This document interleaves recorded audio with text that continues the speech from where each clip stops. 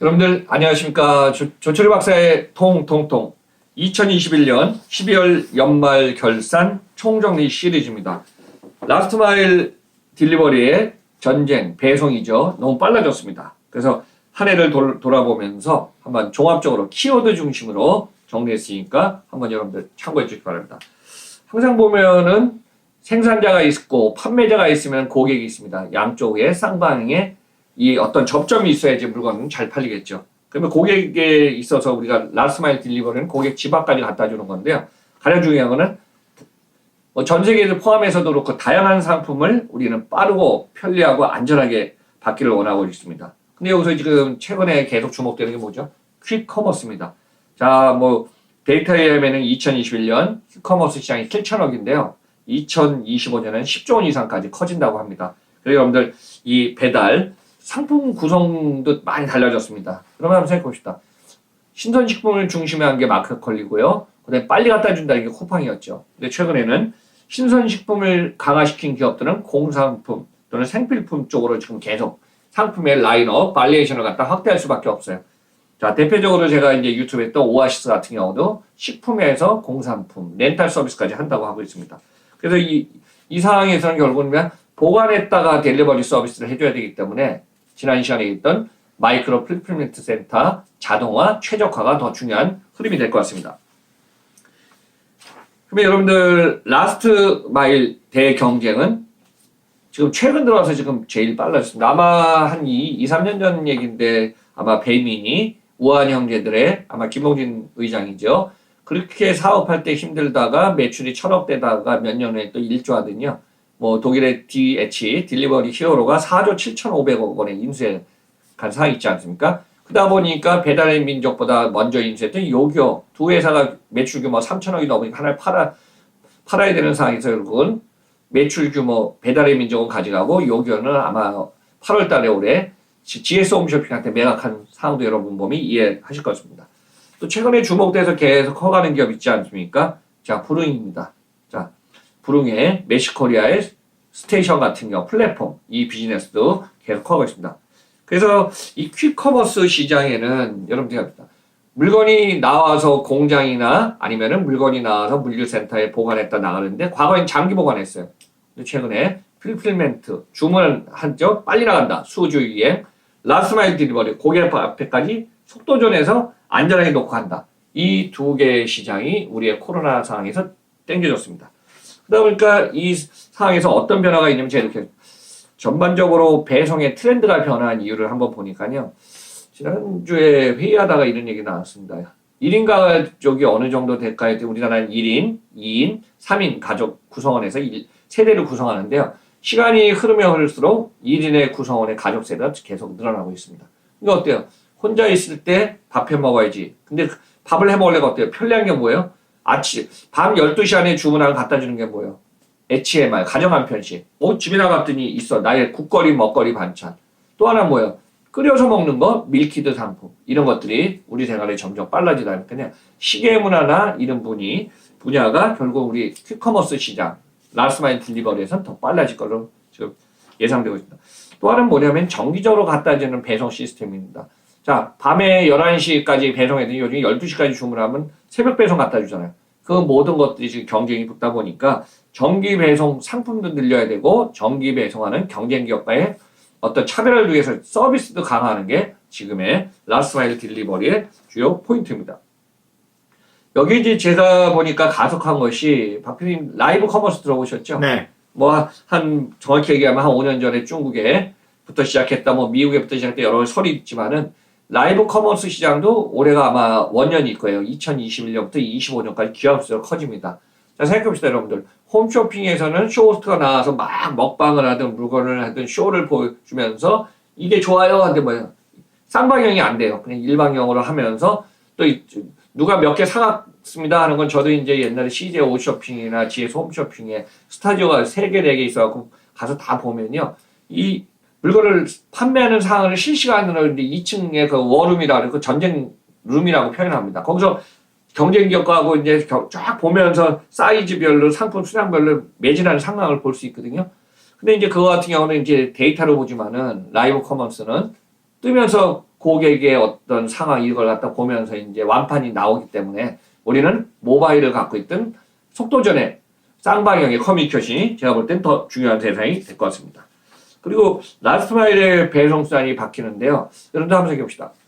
그래요. 편의점은 도보 배송 갖다 주죠. 퀵 오토바이 갖다 주죠. 요즘 보니까 보드 타고 가서 보드를 갖다 주죠. 또 무인 뭐 중국이나 일본이나 미국의 선진국들 또 밀집도가 높은데 뭐 어때요? 무인 로봇이 가서 그냥 이제 앱을 하면 자기 앞에 갖다 주죠. 이런 라스트 마일 딜리버리가요. 속도전의 자동화에 지금 계속 빨라지는 것은 어쩔 수 없다. 근데 제가 여기서 주목할 거는 친환경이 중요해졌다.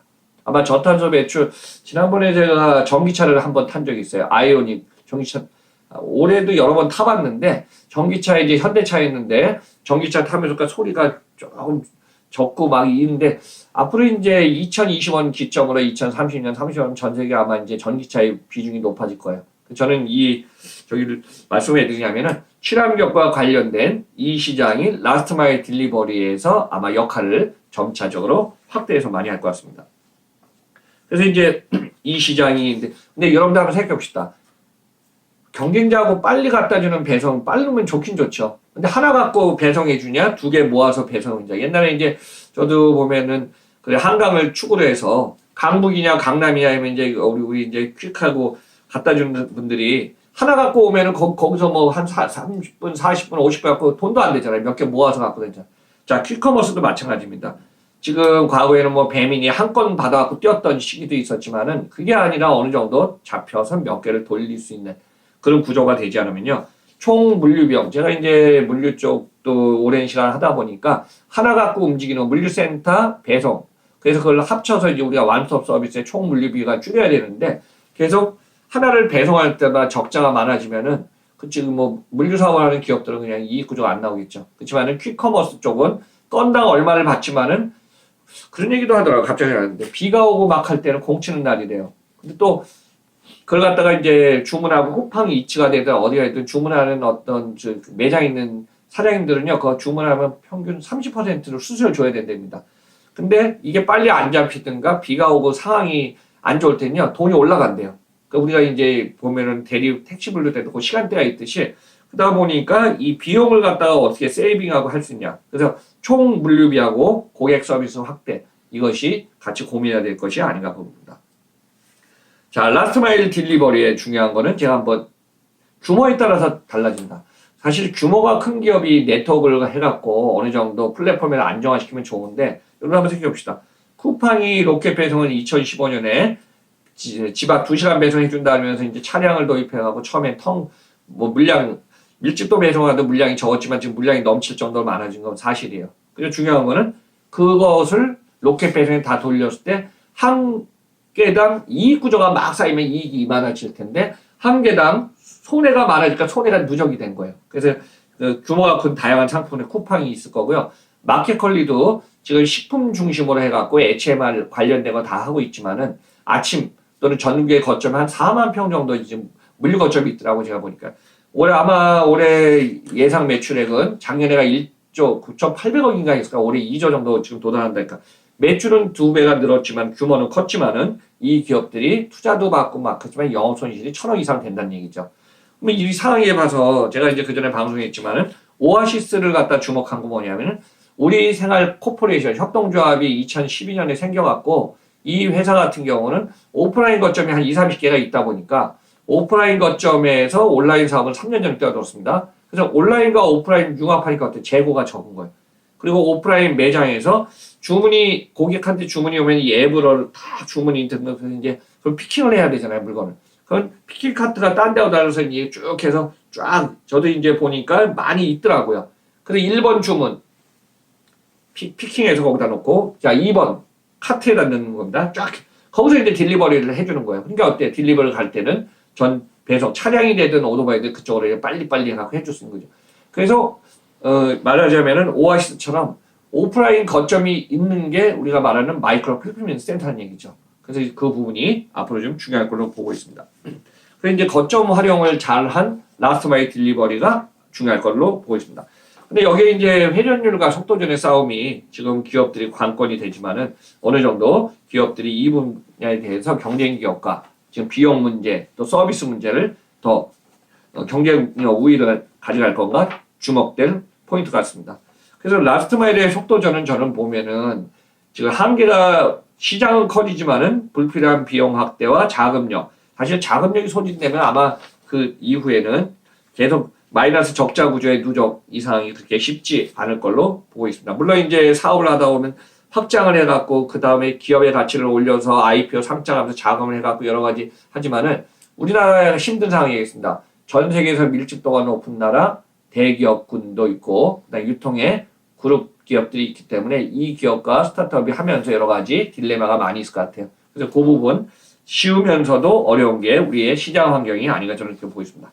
자, 마지막입니다. 자, 물류센터에서 출고돼서 빨리 나가서 집 앞 갖다 주는 거는 너무 좋지만은 어느 기업 상황에 따라서 다르지만 제가 갑자기 가다가 저희 역삼동이에요. 제가 이제 저도 배달을 이따금 시켜 먹는데 갑자기 비슷한 사례에 있어서 한번 말씀드리겠습니다. 뭐 중화 딜리버리 기업 중국집이 한 3-4개가 있어요. 제 집 주변에. 근데 한 집은요. 지난 추석을 지나고 나서 추석 전에 배송료를 별도 그냥 1,000원을 받아요. 제가 이제 배달 앱이나 이걸 안 시키고 직접 전화를 해도 1,000원을 딱 받는데 추석이 딱 지나더니 메뉴가 바뀌었어요. 우리가 말하는 짬뽕이 7,000원이면 7,500원. 볶음밥이 하면 1,000원. 그러니까 메뉴가 500원, 1,000원씩 다 올리면서 그 다음에 별도로 하니까 전반적으로 다 올라가겠죠. 근데 그 중에 또 뭐 한 중국집은요. 여기는 이제 아예 그냥 외부에다 주는 게 아니라 배송해 주셔서 한 60대 된 할아버지라기보다 아저씨, 이제 젊은 아저씨가 매번 오는데 여기는 배송료가 제로입니다. 재미난 현상 아닌가요? 근데 그전에는 토요일, 일요일 날 배송을 해줬는데, 배달을 해줬는데, 최근에 안에서 제가 물어봤어요. 그랬더니, 지금 코로나 시대에 인건비하고 해갖고, 지금 토요일하고 일요일 날은 서서히 영업하라고, 월요일하고 금요일까지는 매장에서도 고객이 하고 배송까지는 한다 그러더라고요. 자, 그 다음 차이점은 뭐냐면은, 저쪽에 지금 딜리버리 서비스 해주고 갖고 이제 배송료를 따로 받는 데는요, 그릇을 줘갖고 그 그릇을 찾아가요. 그러니까 돈이 들어가겠죠. 자, 배달료 제로한 데는 일회용 용기에 갖고 옵니다. 그리고 용기를 안 찾아가요. 이제 여러분들 한번 생각해 보시죠. 라스트 마일 딜리버리를 경영자가 어떻게 하느냐에 따라서 비용 구조가 세이빙이 달라지겠죠. 제가 갑자기 생각나서 이 사항을 말씀드렸습니다. 그래서 결국은 끝없는 무한 경쟁에, 자, 편의점 안에 배송 경쟁, 중소형 마트, 그 다음에 좀 더 큰 대형 마트의 경쟁, 또 온라인에서 주문하는 경쟁. 아무튼 경쟁자가 지금 밀집도가 지금 우리나라는 지금 땅이 좁은데 인구가 많이 살기 때문에 특히 서울 도심 쪽 같은 경우는 밀집도 경쟁이 더 커질 것 같습니다. 저는 이렇게 하고 있습니다. 기업의 가치를 올리면서 매출을 늘리면서 영업이익을 유지하든가 적자를 줄여나가겠죠. 사실 뭐 적자가 누적되면 이제 비즈니스 힘들지 않습니까? 그래서 지금 라스트 마일 딜리버리 상당히 우리가 볼 때는 좋은 얘기 같지만은 그 라스트 마일 딜리버리 속도전과 경쟁과 서비스도 컨트롤해서 조절하지 않으면은 살아남기 힘든 세상이 될 것 같습니다. 대기업이 되든 중소형 기업이 되든 영세기업이든 간에 계속 누적된 적자는 기업의 성장에, 기업의 모든 것에 발목을 잡을 걸로 보십니다. 그래서 라스트 마일 딜리버리 12월 결산편 예를 들어서 지금 설명드렸습니다. 여러분들 항상 연말연시 잘 보내시면서요. 건강한 모습으로 다음 시간에 뵙겠습니다. 자, 조철희 박사의 통통통 매주 월요일 계속 진행됩니다. 감사합니다.